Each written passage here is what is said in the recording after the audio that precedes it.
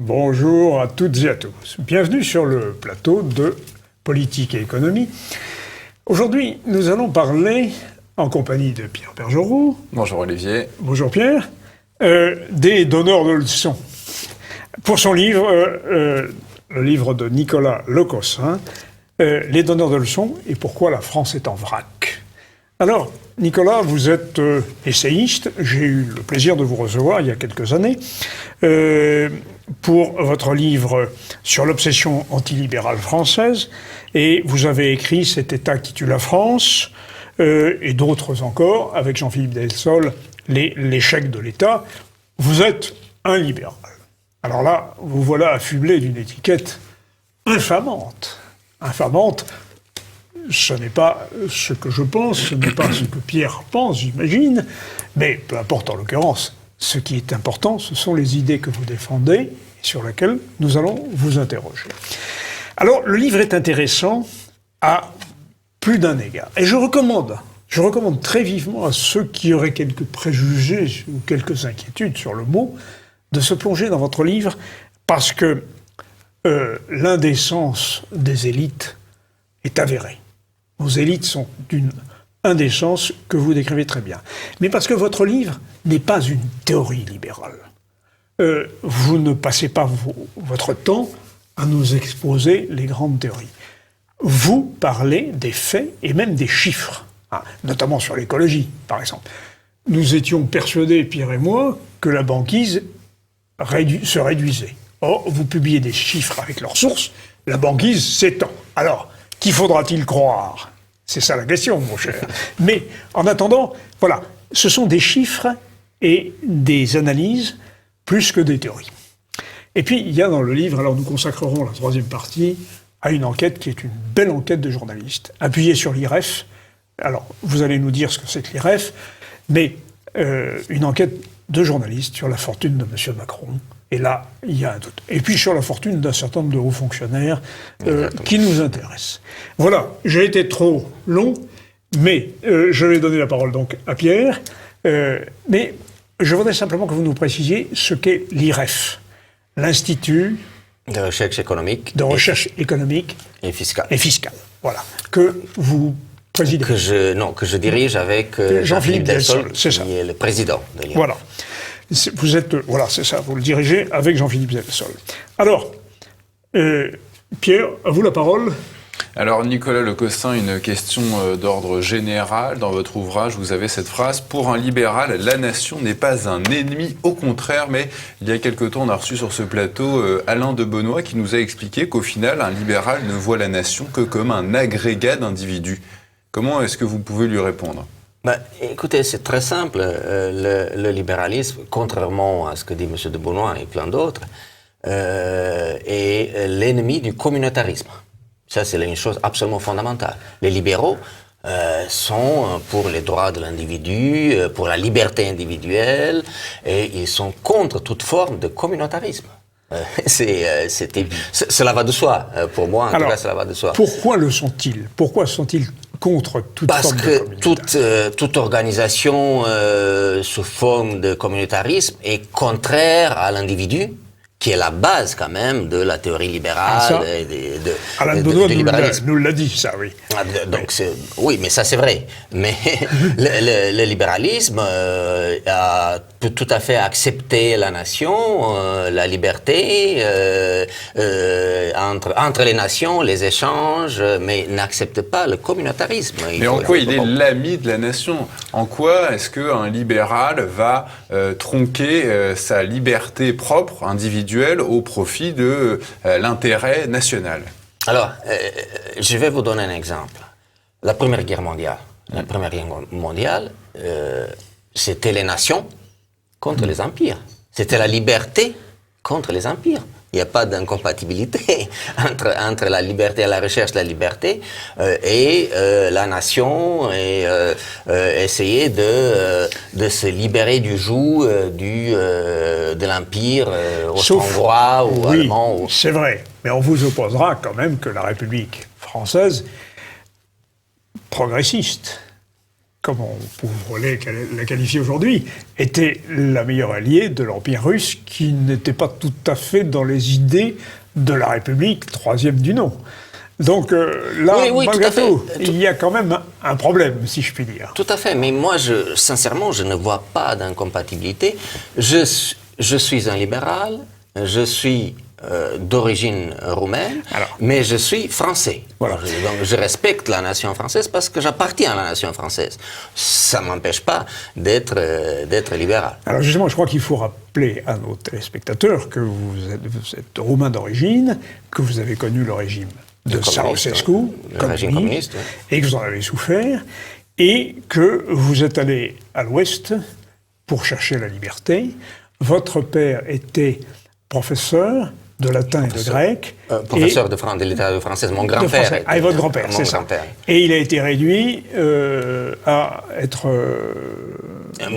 Mon grand-père, oui, il était professeur de latin et de grec, et il a vécu cette période qu'on appelle la période de prolet cultiste au début des années 50, voilà. Lorsque on arrêtait les élites, ou on les enfermait, ou on les licenciait pour mettre à leur place des gens issus avec des origines sociales correctes, si je peux dire ainsi, pour reprendre un terme qu'on utilise beaucoup.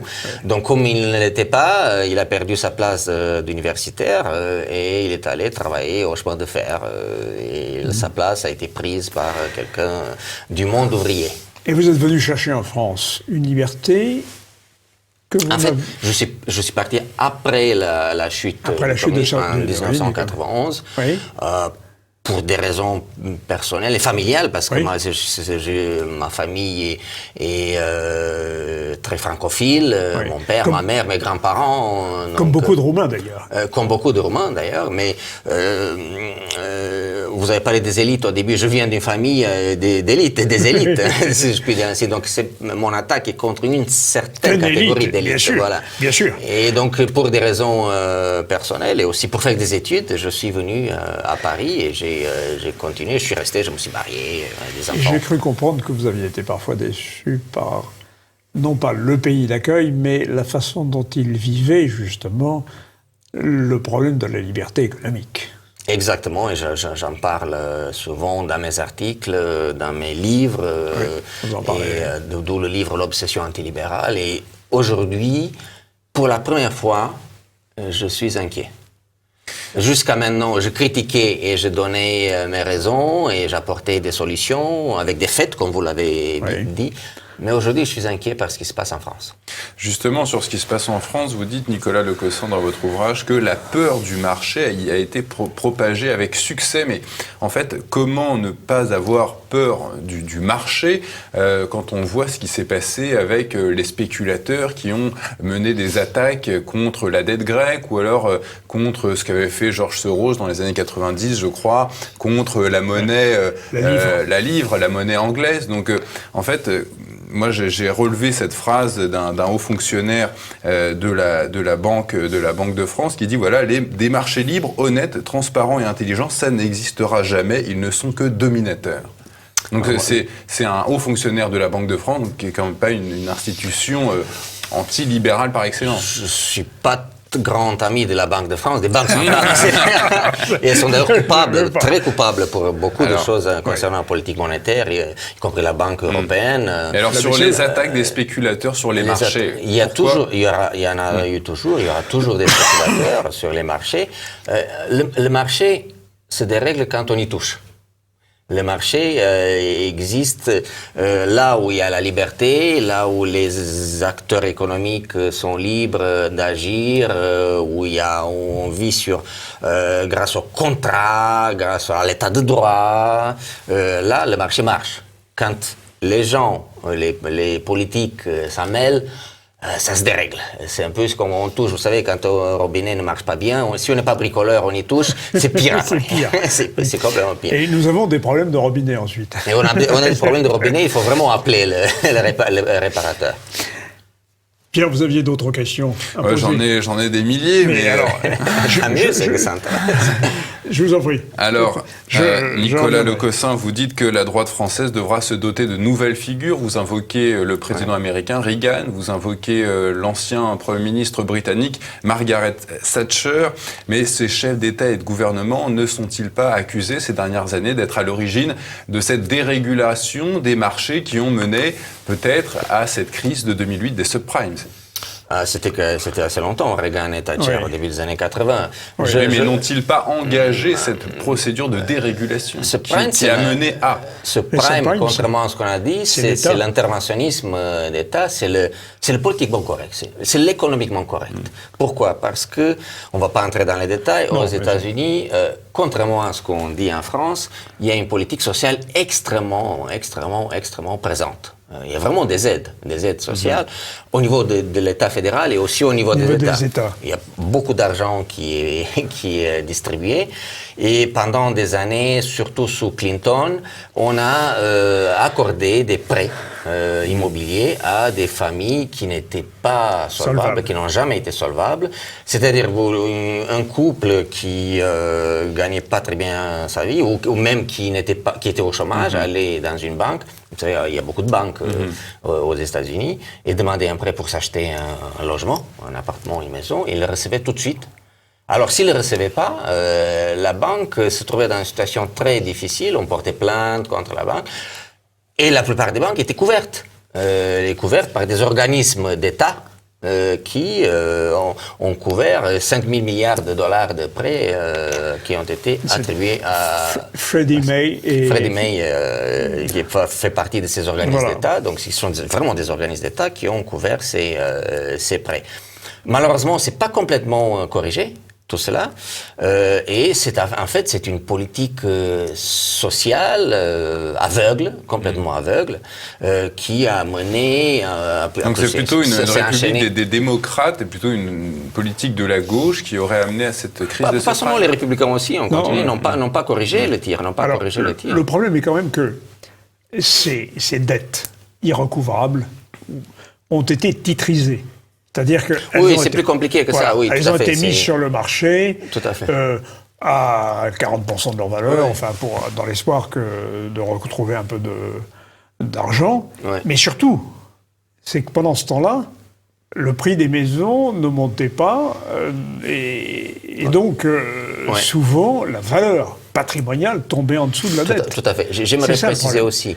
Et ça, c'est un effet de marché. Oui, c'est un effet, mais c'est arrivé après l'intervention. Bien sûr. J'aimerais préciser ceux qui accusent le marché que tous les pays n'ont pas été touchés par la crise de 2009. Il y a plein de pays, Australie, Canada, d'autres pays, Autriche, qui sont quand même des pays où il y a l'économie de marché, n'ont pas été touchés par la crise. Et pourquoi d'ailleurs parce que ils n'ont pas été impliqués autant dans ce genre de titrisation, pardon. Ils n'ont pas.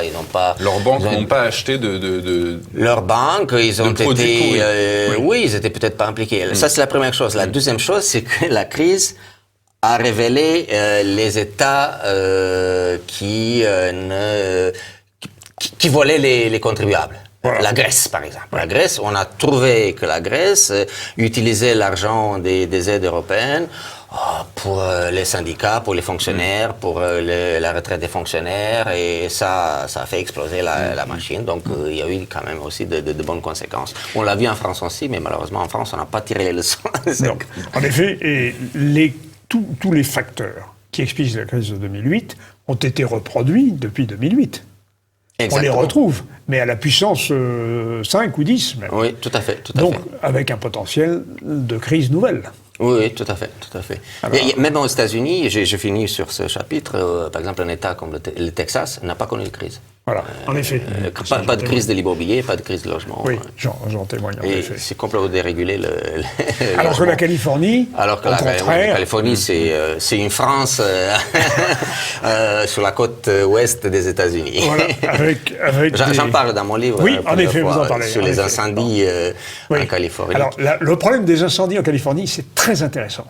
Bon, mais là, c'est parce que ce sont les chapitres consacré aux questions écologiques sur lesquelles vous êtes assez sévère et très intéressant. C'est pourquoi, après la pause, je vous interrogerai sur cette question.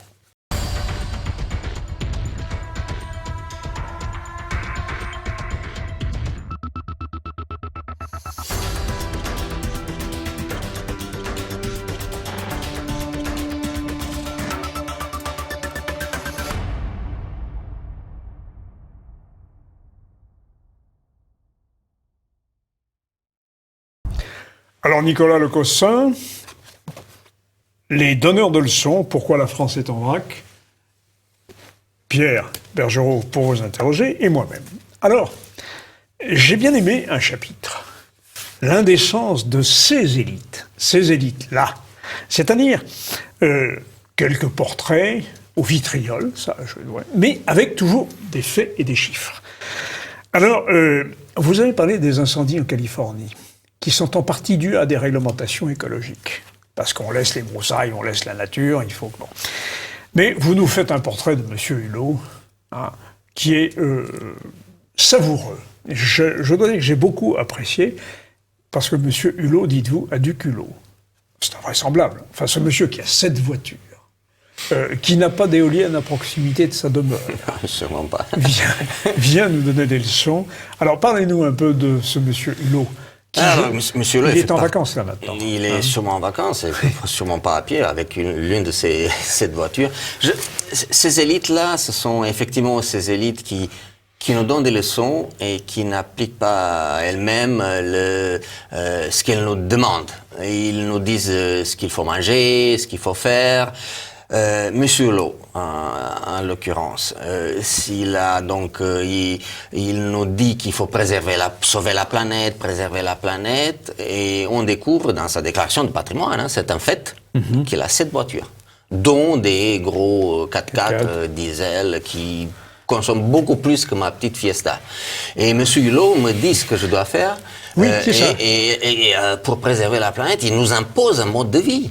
Oui. Ils veulent qu'on change, mais lui, il garde ce mode de vie. Deuxièmement, M. Hulot a quand même une entreprise, il fait du chiffre d'affaires, il fait des déclarations anticapitalistes, antilibérales, alors qu'il vit très bien avec son entreprise. Et il prend même l'hélicoptère. Et il prend même l'hélicoptère. Ça, c'est quand même incroyable. Alors, il y a d'autres portraits. Il y en a un, évidemment, que vous ne manquez pas, c'est Monsieur Attali, les prophéties de Monsieur Attali. Alors là, il faut lire ce chapitre, parce que Attali, c'est une girouette. C'est une girouette qui s'est toujours trompée. Oui. J'ai regardé les textes. Il faut quand même pas oublier, c'est beaucoup plus grave que ça. Monsieur Attali était conseiller de Monsieur Mitterrand, et c'est lui qui a mené la France à la faillite avec les 101 propositions et le programme commun. Et on se rappelle très bien qu'au début des années 80, la France le franc a été dévoilé 3 fois, 1 million de chômeurs de plus. C'est Monsieur Attali. Et ce Monsieur Attali nous a dit que l'Amérique allait s'écrouler. Oui, il nous a dit ça, oui. Il nous a dit ça. Oui. Et au moment où M. Attali disait que l'Amérique allait s'écrouler, c'était la révolution Internet, c'était M. Zuckerberg, M. Bill Gates. Oui, mais tout ça, c'est les GAFA sont des méchants. Ils sont des méchants, bien sûr. Mais depuis, on n'a plus entendu M. Attali sur l'Amérique, un peu moins. Et il continue à nous donner des leçons. Dans l'Express, l'autre jour, il nous dit qu'il ne faut pas manger de viande. De quel droit M. Attali nous dit qu'il ne faut pas manger de viande? Alors je me suis rappelé que M. Attali, et malheureusement les médias français oublient trop vite, pour la mémoire courte, M. Attali a été obligé de démissionner de la BERD, la Banque européenne de redressement et développement, au début des années 90. C'était déjà paradoxal de voir quelqu'un avec des idées socialistes mis à la tête d'une banque censée apprendre le marché au pays de l'Est, pauvre pays qui sortait dont la Roumanie qui sortait la catastrophe. En effet. Alors M. Attali a été obligé de démissionner pour dépenses faramineuses, hélicoptères, jets privés, repas fastueux avec la viande bien sûr, et aujourd'hui il nous donne des leçons. Oui, et il y a quelques années, il nous avait dit qu'il fallait envisager de se débarrasser des vieux aussi, qui coûteraient trop cher. Oui, tout à fait. Là, c'est bizarre, il n'en parle plus. Il n'en parle plus. Serait-il vieux? Voilà, peut-être. Il s'est adapté. Oui, il demande une banque mondiale, il demande l'inflation, il demande... Oui, en effet. Il fait des propositions pour le moins étranges. Et puis, ça continue dans votre livre, avec la culture pour tous. Alors là, la culture forcée, la culture à marche forcée. Et j'ai cru même voir, je vous ai bien lu, une obligation d'orgasme financée par l'État. C'est une association. Oui. Une association, j'ai participé à un colloque à la Caisse des dépôts, un autre organisme dont on peut Oui, parler, oui, ça. une particularité française aussi, une autre particularité. Et j'étais à une table ronde où il y avait une charmante demoiselle qui est présidente d'une association de Sur le droit à l'orgasme écologique, quelque chose comme Orgasme ça. et écologie. Et Ah oui. écologie, je lui ai demandé s'il recevait de l'argent public, bien entendu. Oui. C'est voilà où va notre argent, l'argent des contribuables. Dans votre ouvrage, Nicolas Le Cossin, vous dénoncez justement ceux qui s'en prennent aux GAFA, hein, les fameux Google, Amazon, Facebook, et vous dites, voilà, en fait, moi j'ai reçu il y a quelque temps Jean-Claude Martinez sur ce plateau qui me disait que ces gens-là, ces entreprises, ces multinationales ne paient pas d'impôts sur les sociétés, et vous dites le contraire en citant un organisme européen. Est-ce que vous trouvez normal que ces GAFA paient moins d'impôts sur les sociétés que d'autres multinationales ou que d'autres entreprises en France? En fait, le problème, c'est pas de payer des impôts, il faut payer beaucoup moins d'impôts. Oui, pour tout le monde. pour tout le monde. Pour tout le monde. Pour tout le monde, Pour tout le monde. Et le problème en France, c'est qu'on Mais il y en a paye qui trop n'en d'impôts. payent pas. Les GAFA payent les impôts, des impôts, Oui, et payent de façon un peu particulière. Ils ont, par exemple, Facebook, où c'est, je sais plus quelle entreprise, l'un d'entre eux, je crois que c'est Google, ils ont une entreprise en Irlande, une Oui, c'est entreprise, le sandwich, ils appellent ça le Mais sandwich, attirons-les ici. ça fait un passage en Hollande, et puis ça revient en Irlande. Enfin, je veux dire, c'est quand même de l'évasion fiscale, c'est quand même Non, l'organisation. c'est pas l'évasion, C'est de la concurrence, l'optimisation. Ah non, mais c'est un petit peu joué sur les mots, là, non? Non, optimisation fiscale, vous le faites et je le fais. Quand vous remplissez votre fiche d'impôt, quand vous mettez une niche je sais pas, fiscale. enfant en charge ou pension alimentaire, autre, c'est l'optimisation fiscale. C'est légal. C'est pas illégal. Hein. D'accord. L'évasion fiscale, c'est illégal, bien sûr. Là, si vous payez. Et du coup, vous êtes pour la concurrence fiscale je entre suis les pour États. la concurrence fiscale, tout à fait. Mais pourquoi, justement, si on est un vrai Européen, je ne sais pas si vous l'êtes, mais pourquoi on ne serait pas pour une harmonisation fiscale des États européens? Parce que déjà, l'harmonisation fiscale, si on la fait selon la France, ça va être la catastrophe. Ah ben, je ne sais pas selon la France, mais... Non, Si vous c'est selon voulez dire- l'Irlande, oui. Oui, alors peut-être, justement, ouais. c'est ça la question. Vous l'avez dit tout à l'heure, incidemment, et je crois que la réponse est là, c'est que si c'était la France, elle se ferait par le haut. Alors que tout à l'heure, vous avez dit, optimisation fiscale, concurrence fiscale, bon, attirons-les. Donc, ça Exactement. voudrait dire que, au fond, si la France mettait un impôt sur les sociétés, le fameux IS, bon, allez, à 10%, par exemple, il est à 33%, n'est-ce pas? Ouais. C'est ça? Ouais. Bon. Mais on est le Si elle plus le mettait à fort en 10%, nous attirerions Ouais. des entreprises. Exactement. Bon, et des emplois. Est-ce qu'on peut être sûr de ce scénario?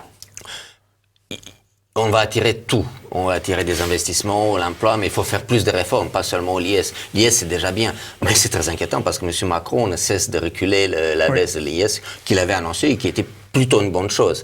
Même si la baisse à 25% est toujours au-dessus de la moyenne Parce que, européenne et de voilà, c'est l'OCDE. ça, nous sommes au-dessus de la moyenne Toujours européenne. au-dessus. Oui.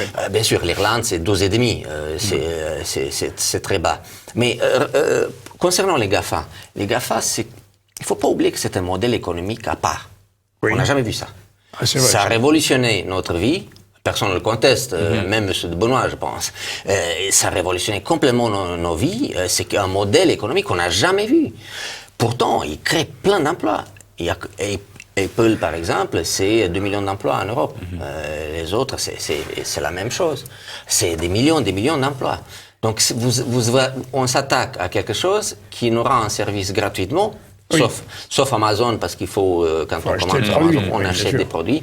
Mais Oui, vous faites une remarque assez juste, me semble-t-il, Pierre, dans le livre, c'est que ceux qui critiquent les GAFA le font sur Internet en exactement, ou avec leur C'est-à-dire, téléphone portable. Lesquels moyens sont des moyens gratuits. Et qui sont Il des faut moyens quand même gratuits, ne pas oui. l'oublier, je crois. Tout le monde écrit sur Facebook maintenant Mais voilà. des C'est articles, comme les des eurosceptiques, blogs, les députés eurosceptiques qui vont se plaindre de l'Union européenne à Strasbourg. Exactement, Ou- oui, ils se enfin, promènent partout. Donc c'est très difficile de s'en prendre. Et enfin, et on finit là, sauf si vous voulez continuer sur les GAFA, si vous taxez les GAFA, qui va payer? Ben, c'est vous, les consommateurs. C'est les consommateurs. Une taxe sur l'entreprise, c'est le consommateur, c'est le client qui paye. Bien sûr. Pour revenir, Nicolas Lecossin, sur la France, vous dites l'étatisme français, c'est comme le communisme, c'est irréformable. Mais alors, on baisse les bras, il n'y a pas de sortie de secours à cet étatisme français, il n'y a pas de solution pour en sortir. Ce que je reproche à M. Macron, c'est de vouloir essayer, comme d'ailleurs certains de ses prédécesseurs, comme M. Sarkozy, de vouloir essayer d'améliorer le modèle social français. On ne peut pas l'améliorer. Surtout aujourd'hui, avec la mondialisation, avec la concurrence, avec la Chine, avec plein d'autres pays, il faut le réformer de fond en comble. M. Gorbatchev a essayé d'améliorer le communisme, de le réformer à la marge, essayer de l'améliorer. Ça ne marche pas, ça s'est écroulé. La perestroïka, ça ne marche pas. Donc il faut une révolution à la France. Encore. Il faut des réformes. Les autres l'ont fait. Il y a plein de pays qui l'ont fait. Et même des pays qui étaient au moins aussi étatisés que la France, comme la Suède, comme le Danemark, comme le Canada. Il faut le faire. Il faut vraiment qu'ils comprennent que ça ne peut plus durer comme ça. On voit ce qui se passe aujourd'hui. Alors vous avez fait la comparaison avec l'épisode de Gorbatchev. Et c'est vrai que il a voulu réformer le système en introduisant de l'information. Bon. Dès lors qu'il y a eu une information, les gens ont découvert que les avions soviétiques pouvaient s'écraser au sol, que les trains pouvaient dérailler. Ou qu'ils ne marchaient pas. ou qu'ils ne marchaient pas du tout. Ouais. Et que les membres du Politburo s'en mettaient plein les poches. Bon. Or, en France, on a quand même ce problème de la transparence. Je ne parle pas des mœurs, mais de l'information. L'État vient de nous faire une loi sur les fausses nouvelles. Vous dites, je crois... Ça s'appelle un Fox. Un Fox. Vous dites, je crois, que ça veut dire que c'est l'État qui dit la vérité. N'est-ce pas ? C'est absolument inquiétant. Et ça, c'est très inquiétant. Pierre. Et terrible ce qui se passe, et j'en parle dans mon livre. Je compare d'ailleurs avec les régimes communistes, où il n'y avait que la voix de la Pravda, où moi j'ai connu une seule chaîne de télé, 2 heures par jour. On voyait, et 1h30, c'était juste le dictateur qui apparaissait à la télé. Ceausescu. Donc voilà, c'était ça. Donc M. Macron qui nous dit que les journalistes doivent être financés avec l'argent public, qu'il faut des aides. Je donne l'exemple, en Allemagne, il n'y a pas d'aide à la presse. Non, en effet. Il y a une TVA plus favorable. Il y a une TVA un peu plus intéressante. Mais depuis quand on accorde des aides à la presse? Et vous donnez la liste des aides à la presse. C'est très conséquent. Tout le monde reçoit. C'est très conséquent. C'est très conséquent. Bon. Je vous rassure, TV Liberté n'a pas de subvention. Comme l'IREF qui ne reçoit pas de subvention publique. Alors, nous allons passer à la troisième partie, qui est la partie enquête, qui est un travail de vrai journaliste et tout à fait passionnant, et j'aimerais que nous en parlions donc dans la troisième partie. À tout de suite.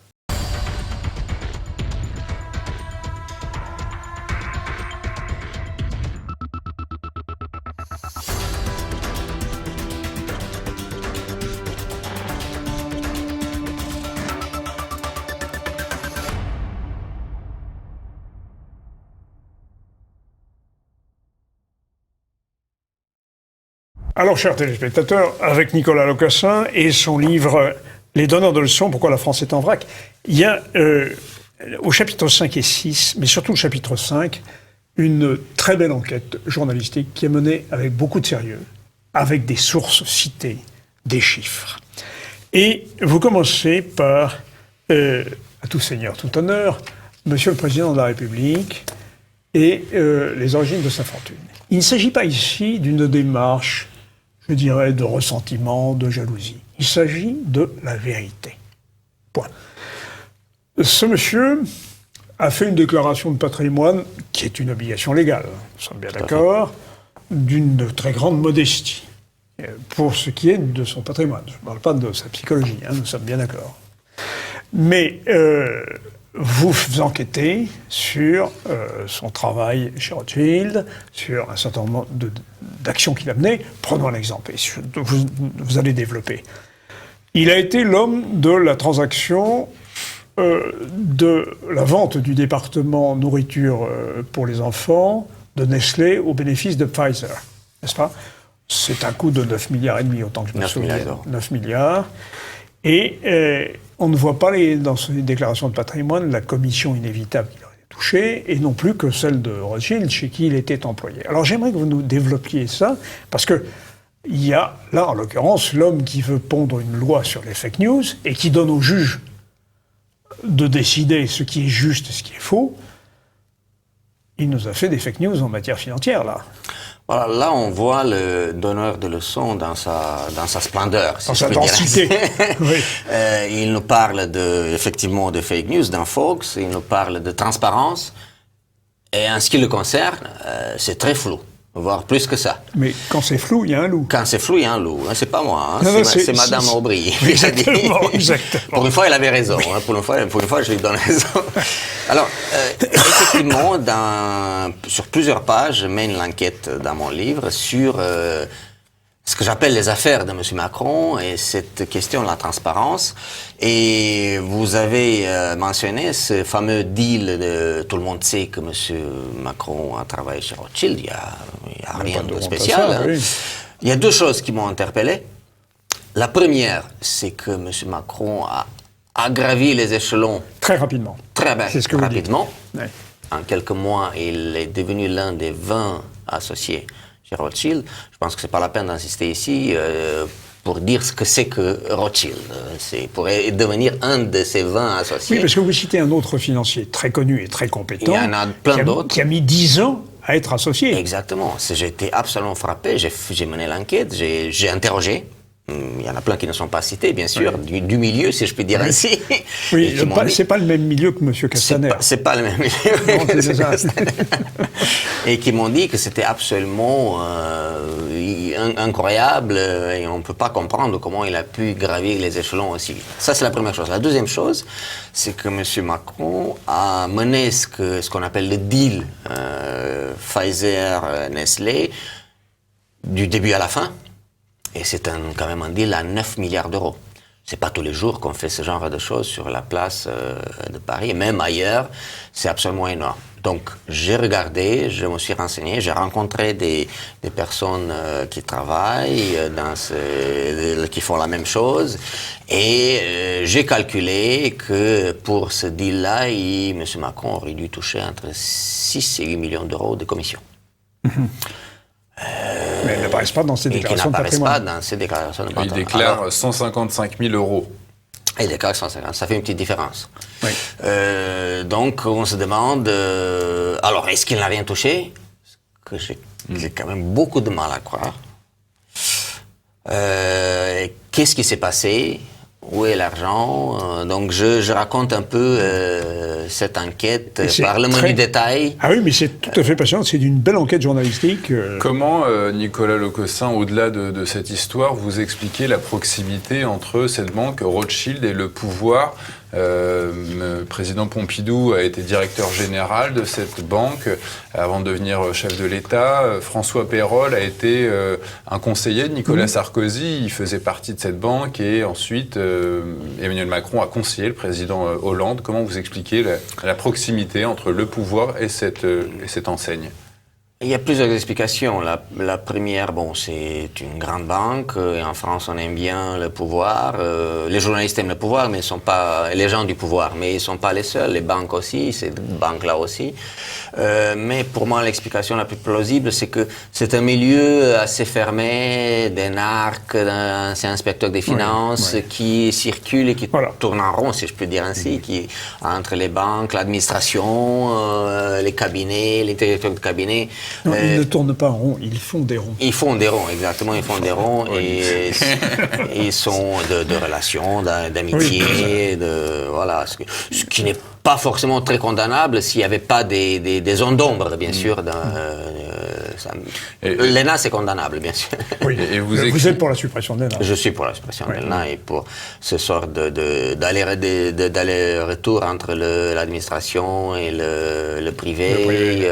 C'est inadmissible. Non. C'est quelque chose de très français, ça. C'est quelque chose de très français. C'est un club de copains, de profiteurs, voilà, c'est ce que vous écrivez, la République qui devrait être exemplaire. Tout à fait, tout à fait. Ce sont des énarques qui... Mais pourquoi, qui a dit d'ailleurs que la République devrait être exemplaire, en fait? Elle se considère exemplaire. Ouais. Attention, moi je suis, quand j'entends le mot républicain, je sors mon stylo. Je sors mon stylo, il est là, mon stylo. Et notre micro. Il est là. Pourquoi? Parce que la Roumanie communiste était la République socialiste de Roumanie.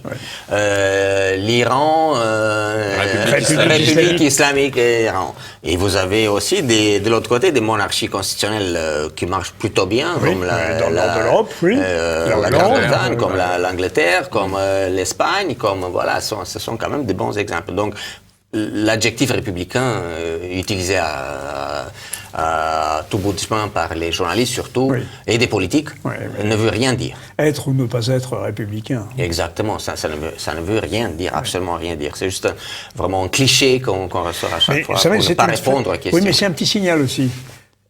Tel homme politique, tel journaliste dira d'un tel, c'est un bon républicain.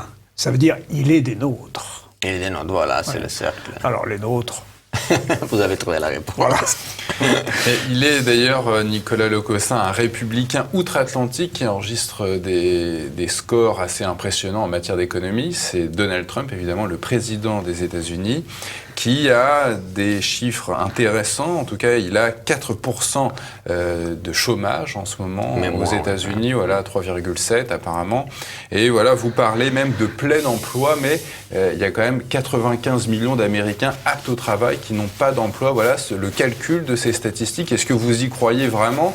Est-ce qu'il ne met pas de côté une forte augmentation de la population inactive et inemployable qui serait considérée comme telle. Voilà. En fait, le taux d'emploi augmente. Et ce qu'il faut regarder, c'est les créations d'emplois. Les créations d'emplois sont absolument impressionnantes. L'inactivité est due surtout à Obamacare. Parce qu'avec Obamacare, ce n'est pas Trump, c'est Obama. Avec Obamacare, on a la possibilité effectivement de ne pas travailler ou travailler moins, mais c'est en train de se corriger. Mais Trump occupe une place assez importante dans mon livre. C'est le contre-exemple. C'est vraiment... le contre-exemple d'Emmanuel Macron. De Macron, Oui, exactement. parce que vous reconnaissez qu'il a des caractères d'une grande vulgarité, d'une certaine brutalité. Oui, je lis ses tweets tous les jours et voilà. des fois c'est absolument... des fois c'est drôle, des fois c'est pas drôle. Voilà. Mais par-delà toutes ces apparences assez grossières, il y a une ligne tout à fait originale. Il y a une ligne, il a raison concernant les médias qui passent leur temps à l'insulter. Il a fait une réforme fiscale importante.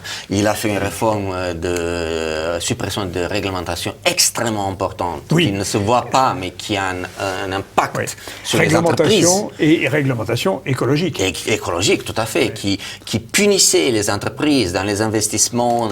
Il est en train de faire de l'Amérique le premier exportateur mondial de pétrole.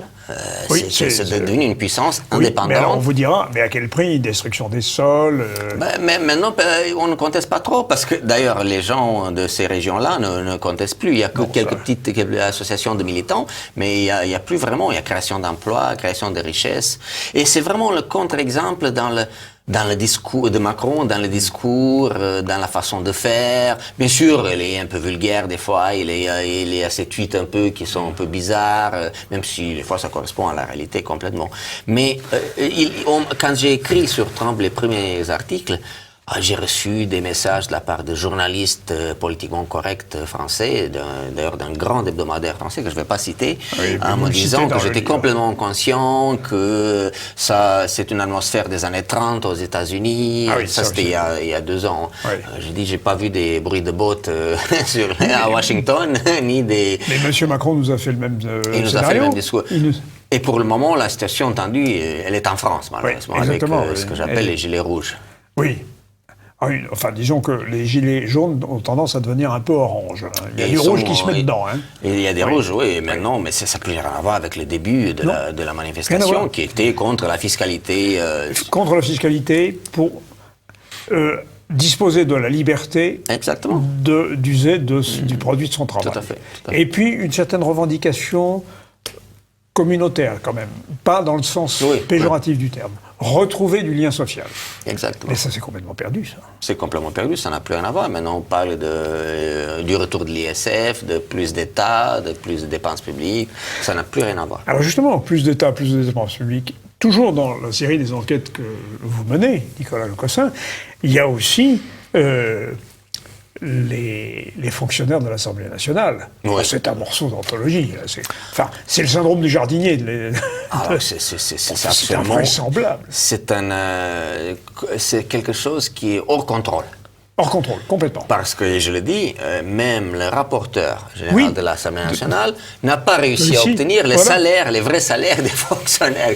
Et le budget de l'association qui gère les restaurants de l'Assemblée nationale, qui est absolument scandaleux. C'est un pays du tiers-monde qui ça arrive. Alors, ce sont des salaires qui, à partir de 6 000 euros par mois. Une république bananière. Une république bananière.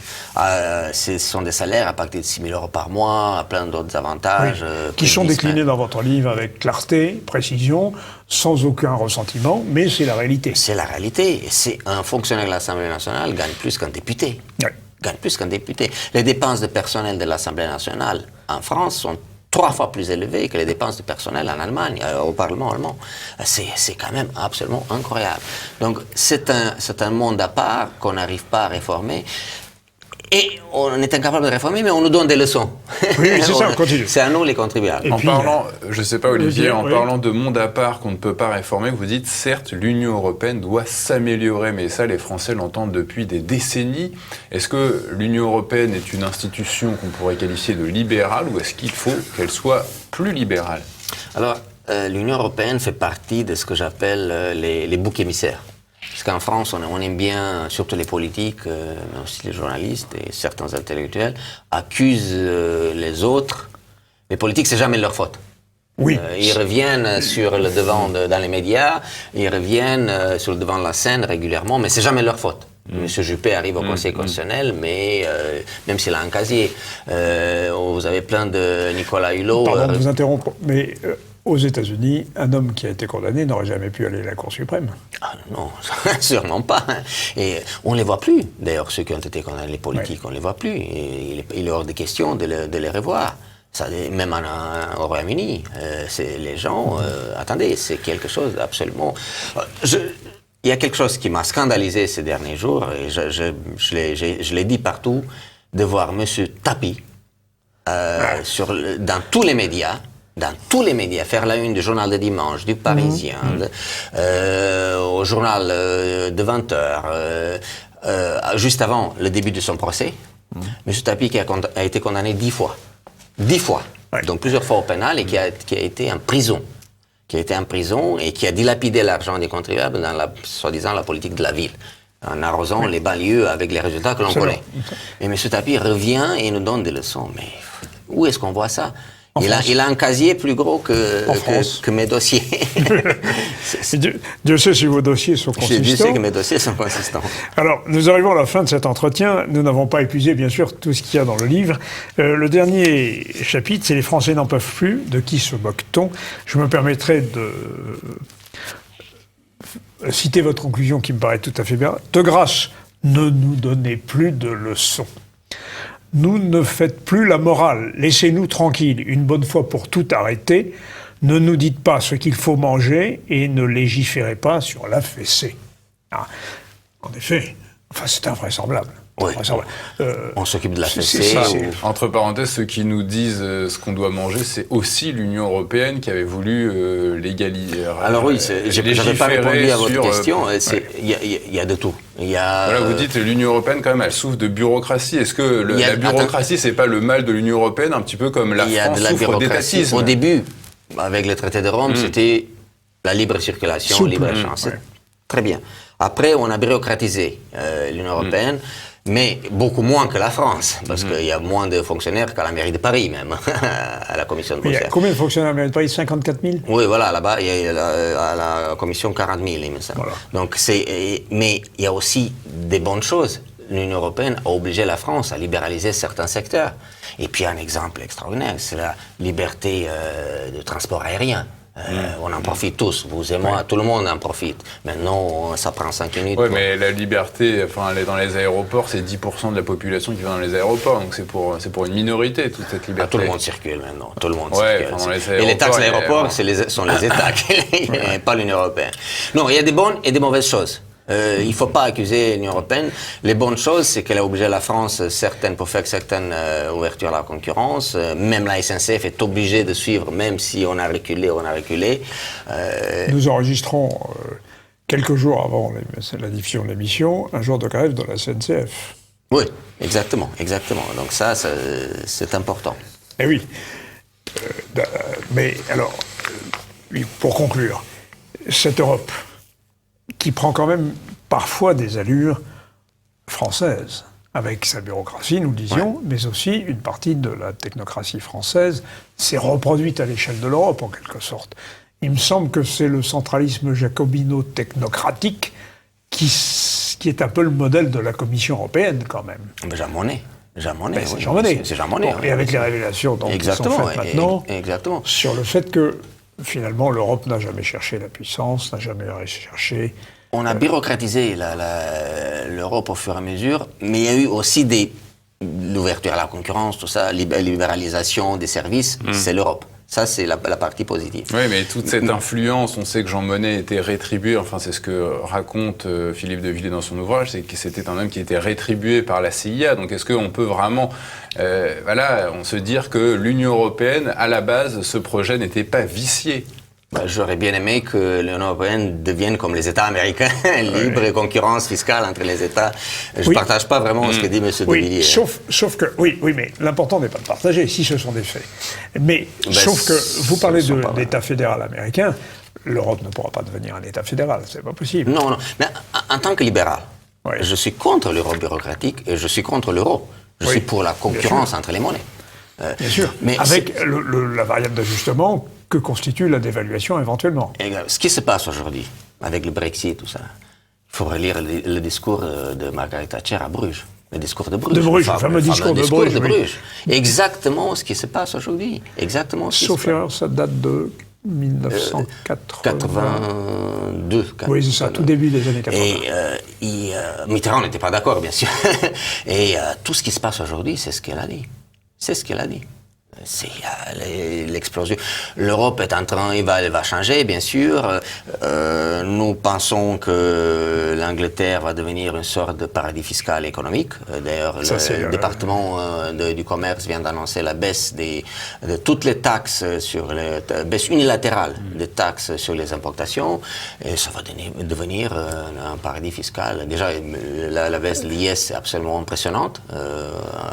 Donc, alors, on aura l'Irlande, l'Angleterre, le Luxembourg, la Suisse. Et peut-être ça va forcer la France à se réformer. Qui sait? Espérons-le. Merci Nicolas Lecossin, les donneurs de leçons, pourquoi la France est en vrac, aux éditions du Rocher. Merci Pierre. Merci Olivier. Et nous disons à nos téléspectateurs, à très bientôt.